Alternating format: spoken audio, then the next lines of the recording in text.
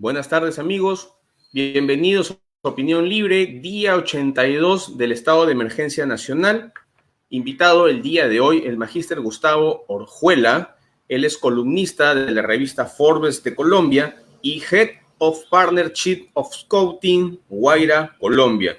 Hoy trataremos el tema falsos gurús del emprendimiento en tiempos de pandemia. Vamos a invitarlo a esta transmisión. Gustavo, muy buenas tardes, bienvenido a Opinión Libre. Julio, muchas gracias por la invitación, muchas gracias por invitarme a este espacio y a conversar contigo de emprendimiento. Bienvenido. Dime una cosa, traduzcamos qué es el Head of Partnerships and Scouting de Guaira, Colombia. Para empezar por ahí. Bueno, hagamos la traducción de ese título largo. Eso significa que yo soy la persona encargada de las alianzas. Yo soy encargado de las alianzas y encargado de ir a buscar emprendedores en los diferentes ecosistemas de emprendimiento para poder conectarlos con Movistar, con Guaira.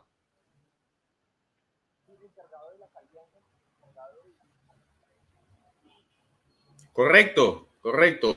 Bueno, entonces ya como que le entendemos al título de tu puesto ahí en Guaira, Colombia. El tema del día de hoy es falsos gurús del emprendimiento y esto obedece pues al artículo que pusiste en la revista Forbes hace unos días atrás. Cuéntanos cómo detectar a estos falsos gurús en estas épocas. Wow, te voy a contar como la génesis del artículo. Esto es un artículo que nace con una necesidad de opinar de manera personal, de manera crítica y de manera, si se puede, un poco ácida sobre el estado del emprendimiento, por un lado en Colombia, pero que se replica y hace eco en Latinoamérica. Y eso, digamos que lo que ha generado es que en algunos puntos, como el tema de los gurús de emprendimiento, una palabra que además me hace sentir súper incómodo, digamos que había una forma que revelar a estas personas que se sienten los dueños de la verdad sobre temas de gerencia, de innovación, de emprendimiento y cómo emprendedores que están en etapa temprana lamentablemente caen en redes de estas personas y lamentablemente pagan servicios muy caros que al finalizar terminan con resultados ínfimos. Y a partir de ahí nace la columna. Correcto. ¿Cuáles son tus recomendaciones? Cuéntanos un poco, porque si yo cuento el artículo o converso el artículo no tiene sentido, mejor que lo haga el autor. Y parte normalmente uno cuando está emprendiendo y está en etapa muy, muy temprana, uno necesita apoyo. Eso es una primera lectura y una primera recomendación que les quiero dejar a las personas que nos están escuchando. Uno solo como emprendedor no puede y no lo logra muchas veces. Uno necesita levantar la mano y sentir que hayan otras personas que lo ayuden a uno. Personas que hayan hecho el camino de emprendimiento desde diferentes lados y que honestamente tengan la posibilidad de ayudarle a uno como emprendedor en ese camino. Muchas veces emprender pareciera que fuera un camino de una persona sola y no debería ser así. Y entonces ahí en ese camino entran los mentores. Y la figura de la mentoría es una figura muy bonita porque es justamente esa persona que normalmente ha transcurrido ese camino y le puede ayudar a los emprendedores en esas primeras etapas, ayudarle a dar recomendaciones y a cortarle el camino, a hacerle mucho más eficiente ese proceso de emprender. Justamente cuando un tema se vuelve tendencia, pues empiezan a entrar muchas personas que ya se llaman expertas o se llaman gurús o se llaman que se creen dueños de la verdad sobre temas en los que hay mucha información rodando. Y entonces lo que hice en el artículo era tratar de hacer como no recuerdo si eran como 8 o algunos 5 puntos, 6 puntos, donde había unas características de personas que a mi forma de ver me parecía como que podían ser falsos gurús, podían ser personas que de alguna manera, más que conocimiento, querían tener una posición ventajosa dentro del momento en el que estaban viviendo los emprendedores. Y que a la luz del emprendedor deberían identificarlo rápidamente, porque como termino la columna, es mejor estar solo que mal acompañado en el momento de emprender. Correcto. En tu expertise, en tu experiencia con Guaira, ¿no? ¿Qué crees tú que un emprendedor debe considerar para tomar en cuenta a estos gurús, ¿no? O descartarlos? Al menos 3 puntos básicos que, en tu parecer, un emprendedor debería tomar en cuenta en la selección de su mentor o de su coach, porque hoy en día, valgan verdades, estamos llenos de coach, llenos de mentores, ¿no? Que algunos pueden ser muy válidos y muy buenos y nos pueden llevar por ese camino más rápidamente, pero otros resulta que solamente quieren aprovecharse de unos cuantos conocimientos más, pero realmente no han hecho el camino. ¿Qué nos dices al respecto? Sí, yo duré 5 años en un proceso de emprendimiento muy juicioso de un medio de comunicación digital que se llama Revista Emprende. Gracias a Revista Emprende desarrollé el camino de emprendedor y sé lo que es sufrir desde el lado de emprendimiento, el hecho de querer sacar un proyecto adelante. Yo quiero hacer una aclaración y es que las columnas que hago a través de este medio de Forbes son columnas a través de una visión muy personal y que no compromete la posición de Guaira para nada. Es una visión muy mía, muy propia, muy crítica y muy de Gustavo Orjuela. Lo que nos sucede es que a mí, Guaira, y todas las posiciones que he tenido en temas de emprendimiento y también como emprendedor, me han hecho alimentar esa visión del emprendimiento de una manera, si se quiere, más holística, más integral. Y a partir de ahí, creo que como decía antes, primero, cuando usted está emprendiendo, por favor no lo haga solo. Por favor, únase a personas que hayan hecho ese camino. Por favor, únase a personas que estén alineadas con su visión, pero sobre todo alineadas con sus valores. Y eso es algo muy importante, no solamente en términos de asesores, coach, mentores, sino también en términos de inversionistas. A veces uno necesita tener personas, o no a veces, siempre necesita tener personas alrededor suyo que tengan una alineación con los valores que uno tiene como persona y como organización, así esté en etapa temprana. Y eso es muy importante. Es también muy importante poder contar con personas que tengan una posición honesta, responsable a la hora de hablar de emprendimiento. O sea, que sepan en qué sí saben y qué no saben. Y cuando dicen no sé algo, eso no es una desventaja, todo lo contrario, es tener la posibilidad de saber uno en dónde le agrega valor y en dónde no le agrega valor a un emprendedor. Y también esos mentores que saben decir no, es importantísimo. O sea, un mentor no tiene que saber de todo.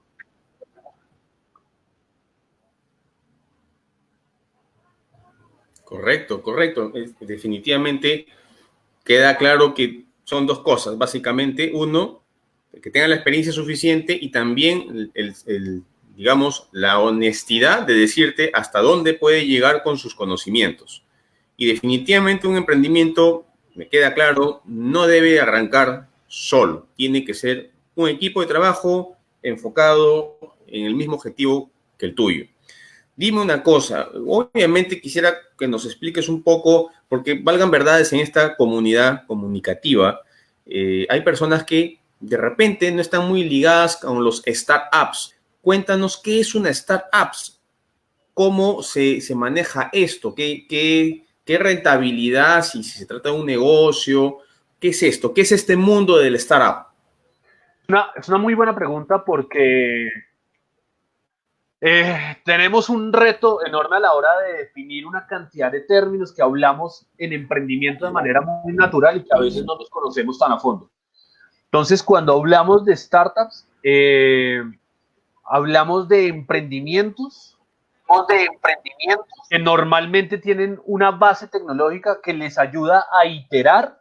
Eso significa aprender y desaprender rápidamente sobre su modelo de negocio y que por tener un componente tecnológico tienen unas tasas de crecimiento por encima de las tradicionales de los negocios en sectores tradicionales.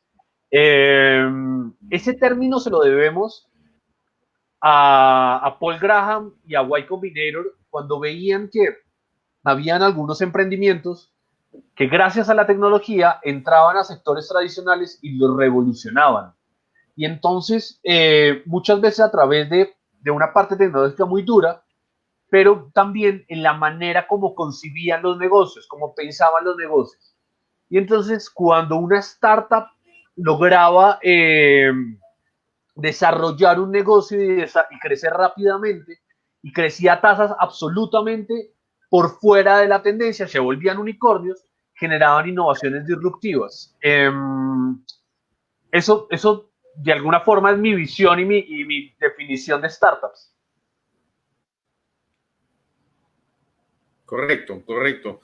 Sí, estamos en esta época de pandemia y obviamente nuestros emprendedores se encuentran, muchos de ellos, tratando de reestructurar sus líneas de negocio o tratar de cambiar sus líneas de negocio. ¿Tú crees que el manejo de las redes sociales sea fácil para ellos? Porque muchos creen, ya entré en la red social, esto es fácil, simplemente boto mi información y ya la hice, la tengo linda y aquí esto es fácil. El trabajo de redes sociales, estos emprendimientos, ¿no? Obviamente, son fáciles, son difíciles, hay trabajo que hacer. ¿Qué me dices tú? Julio, yo creo que como nunca antes teníamos la posibilidad de tener una idea y poder diseñarla, construirla y validarla rápidamente a través de un entorno digital. Eso nunca nos había pasado en la humanidad. O sea, los últimos 20 años, eh, gracias a esa explosión de Internet y de las herramientas que tenemos en Internet, eso nos ha llevado a poder tener una cantidad de herramientas que una persona con una idea en cualquier sector puede volcarlo a entorno digital y más o menos poder hacerlo de una manera fácil. Dentro de ese entorno digital, las herramientas digitales son muy potentes si se saben manejar bien. ¿Eso qué significa? Y es que los medios digitales o las redes sociales hay que saber cómo los utilizo a mi favor, cómo utilizo esa gran herramienta a favor de mi negocio. Y eso significa entender la herramienta. O sea, la herramienta por sí sola no lo va a llevar a que usted tenga muchas ventas. Significa entender el alcance de esa herramienta, entender cómo funciona, entender cuál es la audiencia que está ahí y cuáles son los objetivos de su negocio para poder alcanzarlos a través de esa herramienta, de ese canal. No todas las redes sociales son óptimas ni necesarias para todos los negocios. Entonces, no todos los negocios tienen que estar en Instagram, no todos los negocios tienen que estar en Facebook. Puede ser que haya una forma de empezar de una manera muy fácil a través de WhatsApp, de Telegram, de canales de chat, donde usted lo que necesita es generar una pieza gráfica, la comparte a un grupo de personas y empieza a generar el interés de ese grupo de personas en lo que le estás proponiendo. Pero por encima de las herramientas, acá hay una recomendación interesante y es que por favor entiendan primero a quién le quieren hablar y entender en ese grupo de personas a las que le quieren hablar cuáles son los códigos y necesidades de esas personas para poder llegarles con un contenido que despierte su interés. Y para despertar el interés, normalmente el contenido que genera mayor atracción es un contenido que sea emocional, que le mueva las emociones a las personas. Y a partir de ahí empezar a generar comunidad y generar una conversación. Correcto, correcto. Dime una cosa, definitivamente por lo que estás comentándome, tendría que haber primero un análisis de tendencias de los grupos a los cuales queremos ir. ¿Podrías de repente mencionar un par de enlaces o páginas donde uno puede tener más o menos una idea de cuáles son las tendencias por grupo de edades, por sexo? Yo creo que hay herramientas que han desarrollado las mismas redes sociales que les ayuda a entender demográficamente y analíticamente las audiencias que están ahí. Entonces, cuando ustedes van a entrar, por ejemplo, a Facebook y van a entrar a la plataforma de gestión de negocios de Facebook, van a encontrarse con una plataforma muy robusta donde les va a generar una cantidad de información sobre las audiencias que están ahí relacionadas con los temas de interés, con los hobbies o con las palabras claves que están alrededor de su negocio. Entonces, por ejemplo, yo tengo un negocio de zapatos y yo necesito que son zapatos deportivos y entonces yo necesito entender cuáles son todos esos temas alrededor de temas de zapatos deportivos para entender esas audiencias. Entonces voy a hablar cuántas personas hay en estas comunidades de gente que sale a correr en las ciudades, cuántas personas eh, tal vez tienen dietas alimentarias que están enfocadas en mejorar su rendimiento a la hora de hacer ejercicio, cuántas comunidades hay alrededor de runners, entonces hay un montón, y con toda esa información analítica les puede ayudar a dirigir de una manera mucho más eficiente sus campañas o sus esfuerzos de comunicación o de promoción de su marca. Eso mismo que pasa en Facebook, lo mismo sucede en las otras plataformas de redes sociales. Sucede igual para Instagram, sucede de la misma manera para Google, sucede de la misma manera para, siendo no Google obviamente una red social, siendo un buscador y siendo una herramienta súper potente en términos de publicidad. Y sucede lo mismo para Twitter. Entonces, yo creo que a entender las audiencias, una de las superpoderes que nos da Internet y nos da esas herramientas digitales es la analítica. Y a través de la analítica poder tomar mejores decisiones informadas para poder generar contenido y poder publicitar y además optimizar el gasto que esté haciendo en publicidad. Correcto, clarísimo. O sea, tenemos las herramientas, hay que saberlas usar necesariamente, porque no es solamente meterse por meterse y entrar a este mundo.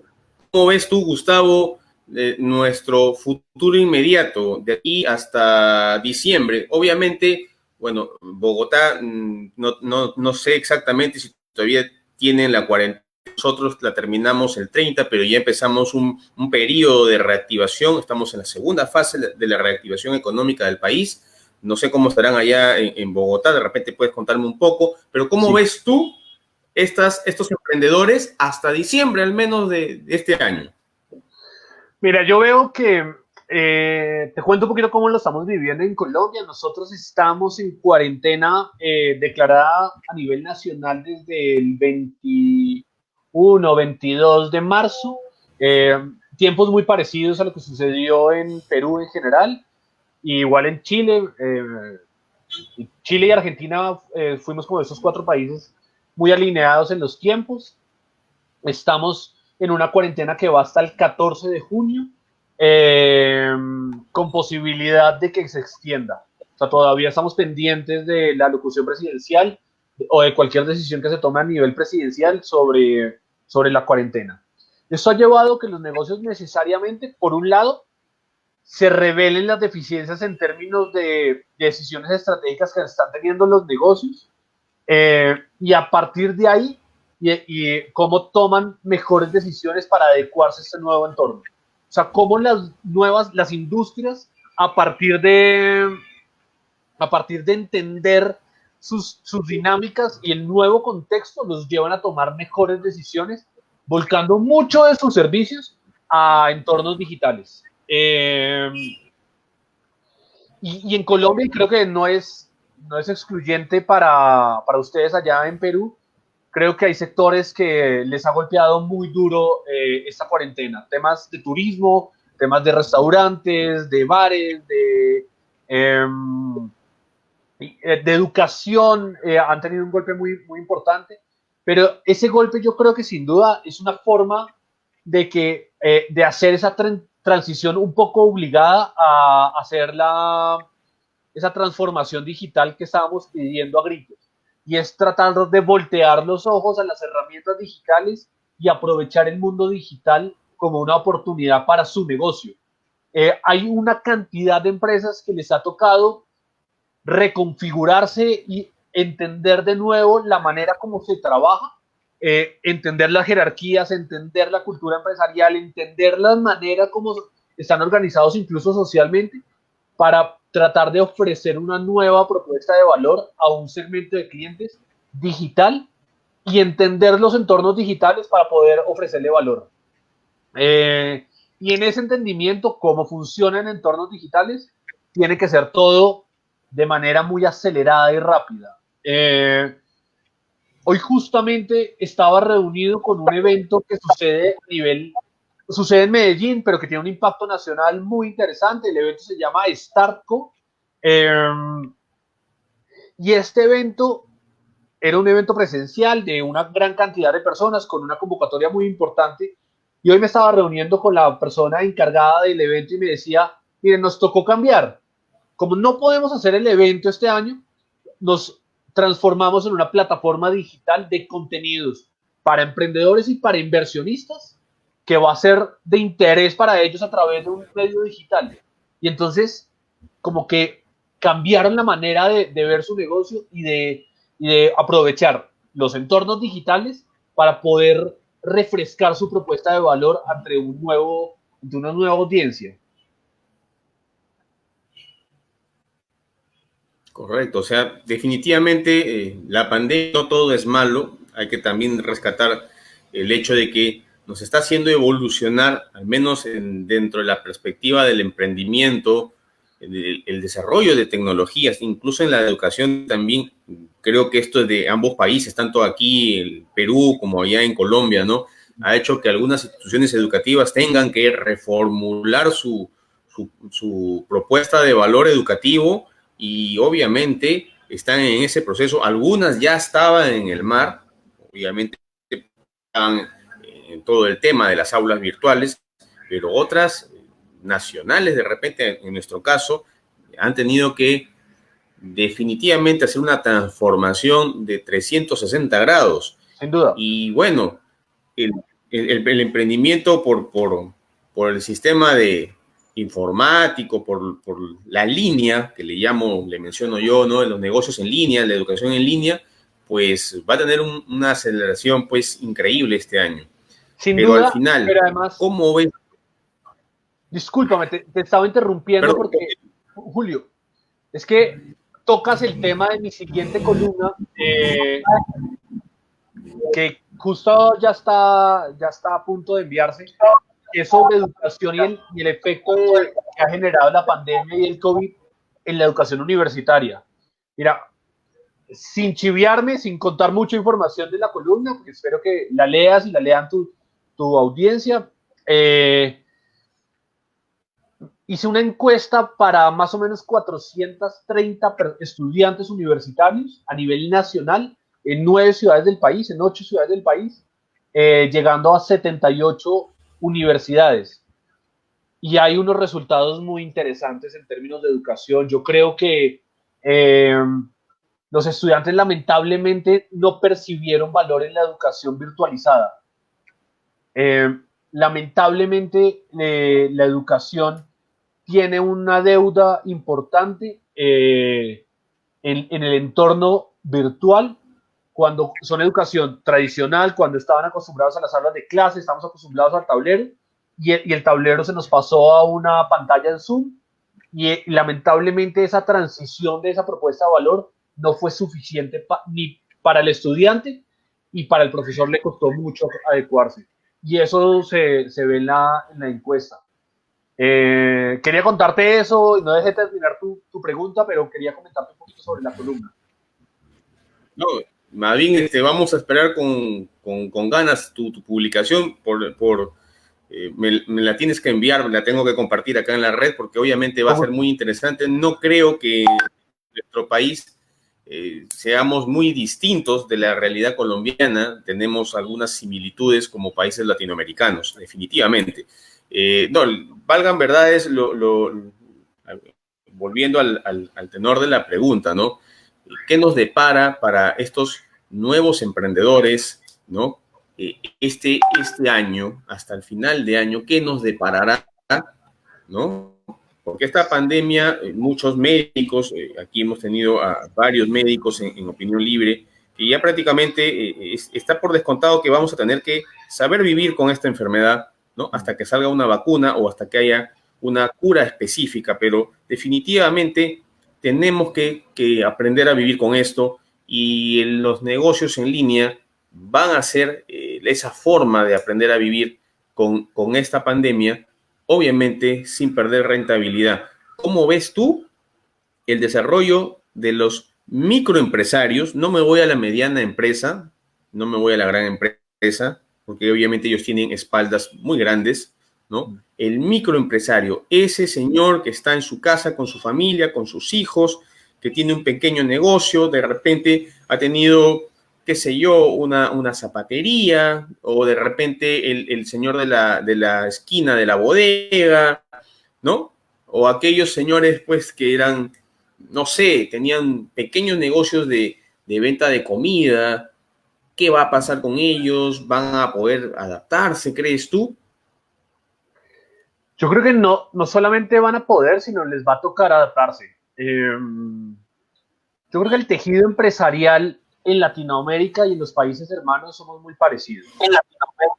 Lo que nos sucede en Colombia como tejido empresarial es muy similar a lo que está sucediendo allí en Perú y lo que nos sucede en Chile y lo que nos sucede en Paraguay en algunas partes, en Argentina sin duda, a pesar de su condición macroeconómica.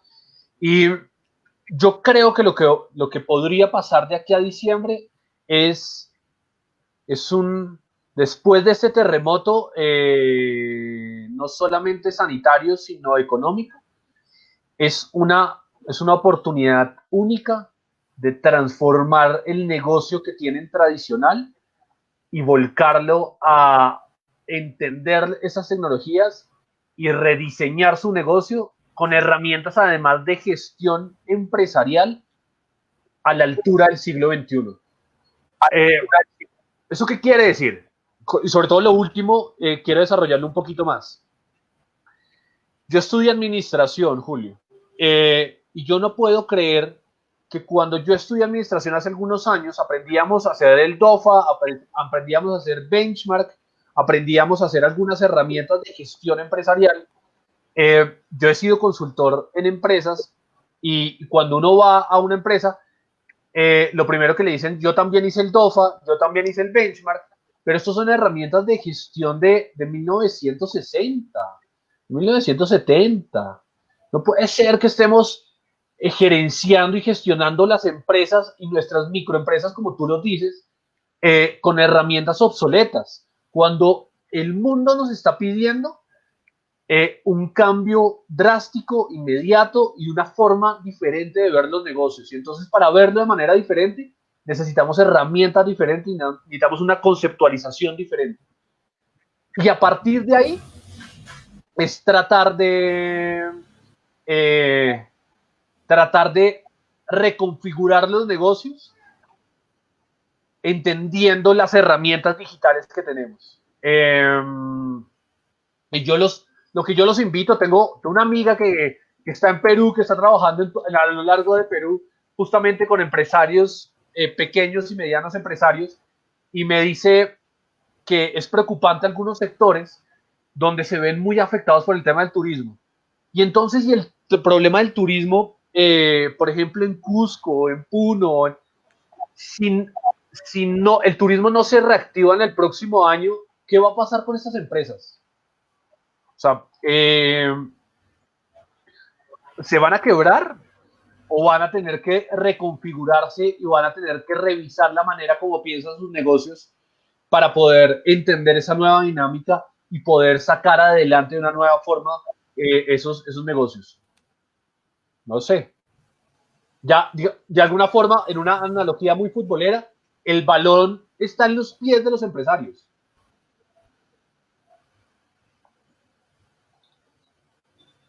Correcto, correcto. Definitivamente, si toco el tema que has mencionado del turismo, sí es una preocupación y básicamente el Perú, uno de los principales rubros de actividad que genera empleo a los microempresarios es el turismo y definitivamente este año va a estar muy, muy golpeado.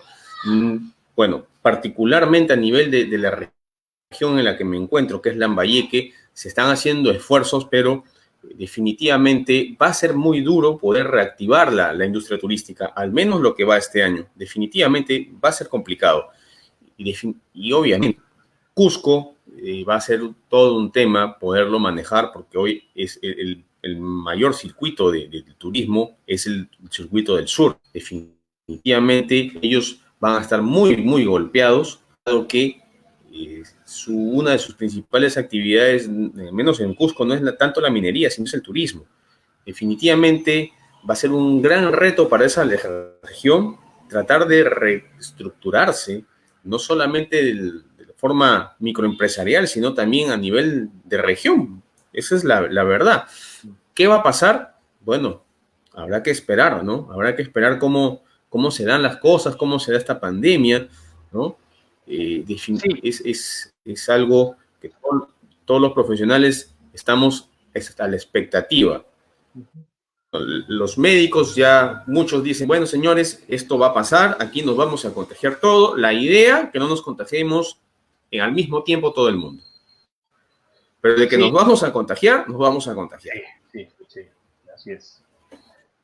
Yo creo algo importante ahí entre líneas de lo que hablabas, y es que justamente para el empresario y para el emprendedor, yo creo que lo que no deberían hacer es esperar. Eh, yo creo que lo que tienen que hacer es actuar y actuar rápido y moverse y aprender rápido y desaprender rápido y por favor no esperen que les lluevan ayudas de gobierno, no esperen que lleguen dineros de ONGs o lleguen dineros de capital privado para tratar de salvar la pequeña industria. El que salva la industria, el que salva la empresa es el empresario o el emprendedor. Y justamente la diferencia que hay entre un empresario y un emprendedor es la capacidad de entender el cambio como un recurso, como una materia prima para construir el futuro. Y a partir de ahí, mi sensación es que el emprendedor es un estado mental, ser un emprendedor es entender el futuro y construir e ir por él, y a veces el empresario queda burguesado en una situación de confort, de entender procesos, entender sus estructuras, sus jerarquías, sus actividades tradicionales que hace todo el tiempo de manera recurrente y queda ahí encerrado en esa estructura. Y yo ahora que le toca salir, pues entró en un momento de que se le hace incómodo, que, que tratar de ver tanta incertidumbre alrededor y entender tanto caos alrededor para poder tomar decisiones lo agobia y que lamentablemente tiene que aprender rápidamente a adecuarse a ese entorno porque el mundo empresarial se mueve de esa manera y se mueve muy rápido. Entonces, yo creo que el mensaje justamente es no esperar, sino es moverse rápidamente y generar acciones rápidas que le ayuden a tener pequeñas batallas ganadas. Correcto, me queda muy claro. Ha sido muy, muy instructiva tus declaraciones, tus comentarios. Definitivamente, mucho cuidado con estos falsos gurús, meterle todas las ganas. No sé si tengas alguna palabra final para despedir la entrevista del día de hoy. Julio, agradecerte a ti por el espacio. De verdad es un gusto poder eh, hacer eco de un título, además que era muy muy emotivo, muy visceral, como el de los falsos gurús, y dejarles 2 o 3 temas ahí a tu audiencia. El primero es que si están emprendiendo, por favor, levanten la mano y, y van a encontrar una cantidad de ayudas. Lo que está pasando en Perú en emprendimiento es muy interesante. Por favor, revisen. El Ministerio de la Producción hace un poco más de 6 meses estaba en un evento hablando de innovación abierta en Lima, y me encontraba con un interés de estudiantes peruanos, de industria peruana, haciendo cosas maravillosas. Y además de una cantidad de apoyos que hay alrededor. Entonces, por favor, apalánquense en ese apoyo. Vean las oportunidades más allá de las fronteras. En Colombia están pasando cosas muy interesantes. Lo mismo está pasando en estos países hermanos. En Ecuador, con Impacto Quito, está pasando en Colombia igualmente. Y atrevernos a generar estos vínculos, estas alianzas, para hacernos más fuertes todos. Y eso como segundo mensaje, yo creo que si el empresario hoy quiere reformularse en su estrategia, necesariamente tiene que abrir las puertas de su empresa para entender que la innovación, el cambio y la manera de reconfigurarse no se hace compitiendo de la vieja forma, sino se hace cooperando. Entonces tiene que hablar de innovación abierta, tiene que hablar con la competencia, tiene que hablar con emprendedores, tiene que generar valor para todos. Y nada, agradecerte y un saludo para todas las personas que nos conectaron y que les interesó el tema. Muchas gracias, Gustavo. Muchas gracias.